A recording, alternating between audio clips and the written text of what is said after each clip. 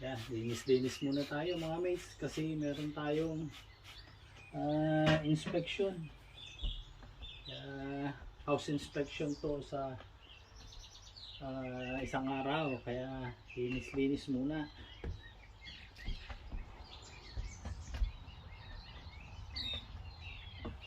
So habang naglilinis, kung napapansin nyo, ang ganda ng ng puno sa tabi ko. Yan ang indikasyon na talagang winter na kasi ang puno dumidilaw na yung mga dahon at saka nanlalagas na. So yan, tayo linis-linis muna at may inspection tayo.